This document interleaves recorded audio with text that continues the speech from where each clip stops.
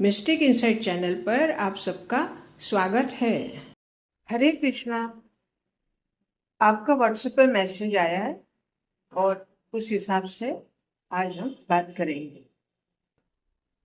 आप प्रश्न पूछिए। हरे कृष्ण मैम, मेरा एक प्रश्न है। अध्यात्म को कैसे प्राप्त किया जाए और अध्यात्म वास्तव में है क्या? हरे कृष्ण। आपने अध्यात्म के बारे में जो बात पूछी है, तो अध्यात्म कोई ऐसी गहरी खाई नहीं है जिसमें उतारना है या हमें उतरना है। अध्यात्म तो एक ऊर्ध्व दिशा दिखाने वाली एक ज्योत है। वो ज्योत हमें हमारे मैं और मेरा इस द्वंद्व से बाहर निकाल देती है।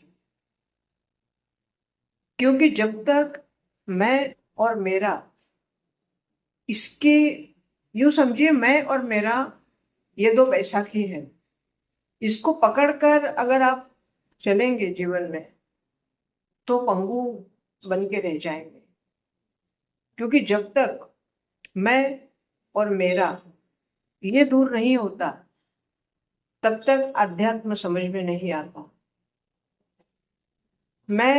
मैंने ऐसे किया, मैं ऐसा हूं या ऐसी हूं, मैं ये कर सकती हूँ, और मेरा, ये मेरा घर है, ये मेरा है, ये मेरा है।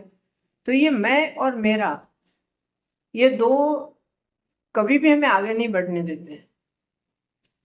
इसलिए सबसे पहले अगर आपको अध्यात्म के बारे में सोचना है या अध्यात्म के बारे में आप आगे बढ़ना चाहते हैं, तो आपको मैं और मेरा इसका त्याग करना होगा। और इसका त्याग जब तक आप नहीं करेंगे तब तक अध्यात्म का जो दर्शन है या अध्यात्म का जो रूप है, वास्तविक रूप, वो आपके समझ में नहीं आएगा। तो सबसे पहले आप इस बात को समझिए कि मैं और मेरा, इन दो बैसाखियों को अपने से दूर करिए। तभी, क्योंकि अध्यात्म ऐसा नहीं है कि आपने मन में आया, सोचा और बस कर लिया। क्योंकि ये कोई ऐसे बाजार से खरीदने वाली चीज नहीं है कि चलो हमने, हमारे पास पैसा है तो हमने पैसा दे के खरीद लिया। ऐसा नहीं हो सकता। अपने भीतर उसको जगाना पड़ता है। जगाना अर्थात उसमें एक हमारे अंदर जो चैतन्य है, उस चैतन्य को आपको जगाना होगा। तभी वो अध्यात्म की ज्योत प्रज्वलित होगी। क्योंकि अध्यात्म जो जो ज्योत है, जैसे कोई दिए की ज्योत ऊपर को उठती है, सबको प्रकाशमान करती है, वैसे ही अध्यात्म की ज्योत, जो हमारे अंदर जो चैतन्य है, उसकी ज्योत जब अंधकार को दूर करने के लिए हम प्रज्वलित कर देते हैं, तो वो हमें ऊर्ध्व दिशा की ओर ले जाती है।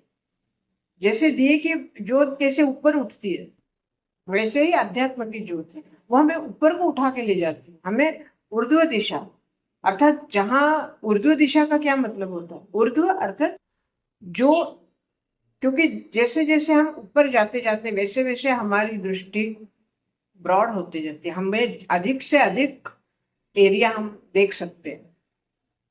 एक एग्जाम्पल के तौर पे बता रही हूँ कि जैसे जैसे हम ऊपर चढ़ते जाएंगे, हम जमीन पे खड़े हैं तो हमें बहुत कम एरिया दिखेगा, और हम दूसरी मंजिल पे जाएंगे तो थोड़ा ज्यादा एरिया हमको दिखता है, ज्यादा पृष्ठ चीजें हम देख सकते हैं ऊपर से।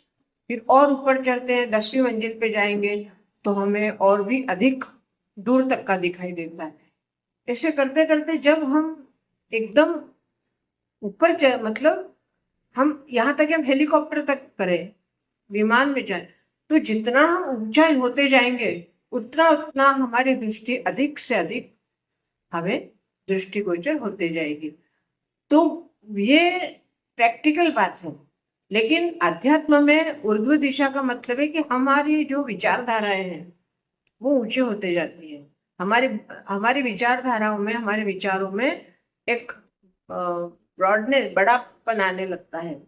हम अधिक से अधिक देख सकते हैं। और क्या देख सकते हैं? ये नहीं कि जो हम, जैसे मैंने कहा अभी कि हवाई जहाज से हम देखेंगे तो बहुत सारा हमें ज्यादा एरिया दिखेगा। तो ये जो ऊर्ध्व दिशा वाला जो प्रसंग है या वो जो दिखता है हमें, वो हमारे आत्म स्वरूप हमें दिखाई देता है कि हमारी गलतियां क्या हुई है, हमें और आगे कहाँ तक जाना है, कैसे बढ़ना है, हमारी तपश्चर्या हमें किस तरह से और आगे बढ़ानी है, ताकि हमें परमेश्वर का सानिध्य मिल सके, परमेश्वर की कृपा हमें मिल सके। तो अध्यात्म के बारे में जैसे आपने मुझे पूछा अभी, तो अध्यात्म का यही तात्पर्य है कि आप पहले मैं और मेरा को दूर करिए, फिर अध्यात्म अपने आपके लिए बहुत ही सरल हो जाएगा। अध्यात्म एक ऐसा मार्ग है जिस पर चलकर हमें सत्य के दर्शन होते हैं, और सत्य ही ईश्वर है। तो उस सत्य के दर्शन करने के लिए हमें अध्यात्म, जो कि एक ज्योति स्वरूप भी है और एक मार्ग भी है, तो वही हमें सत्य का दर्शन कराते हैं, और हम धीरे धीरे करके अपने जीवन में वो प्राप्त कर लेते हैं जो हमें प्राप्त करने के लिए मनुष्य शरीर मिला हुआ है। क्योंकि हमारे जीवन में हम कई बार सत्य जानते हैं, परंतु सत्य कहने की हमें हिम्मत नहीं होती, या सत्य को स्वीकारने की हिम्मत नहीं होती। तो ये हमारे अंदर ऐसी भावना क्यों आती है? क्योंकि हमें वो अध्यात्म की ज्योत जो हमारे अंदर जन्म से है, उस पर कहीं ना कहीं कालिक जम जाती है, और इसी वजह से हम सत्य के दर्शन नहीं कर पाते, या सत्य बोल नहीं पाते, या सत्य को स्वीकार नहीं कर पाते। तो ये अध्यात्म हमें उतनी शक्ति देता है कि हम उस सत्य को स्वीकार करें, और ये दीपक भी है और मार्ग भी है।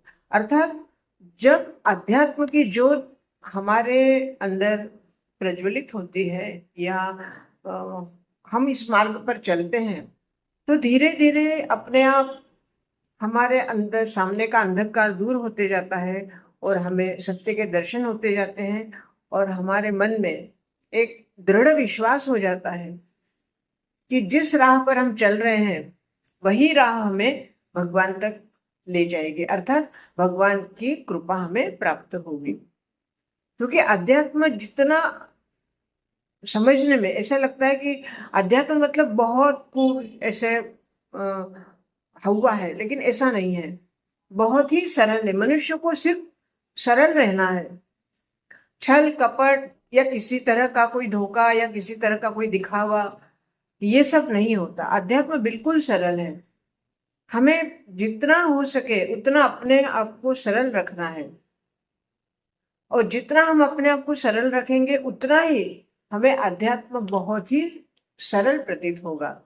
तो अगर आपको अध्यात्म के बारे में अपने आप को इस मार्ग पर लाना है, आपकी जो इच्छा है या आपने जो प्रश्न पूछा है, उससे यही लगता है कि आप में ऐसी जिज्ञासा है या आप में ऐसा अ, विचार है कि आप इस अध्यात्म के राह पर चल पड़े, तो उसके लिए जैसे मैंने कहा पहले बार में कि भाई मैं और मेरा को छोड़ना है, मैं और मेरा का त्याग करना है।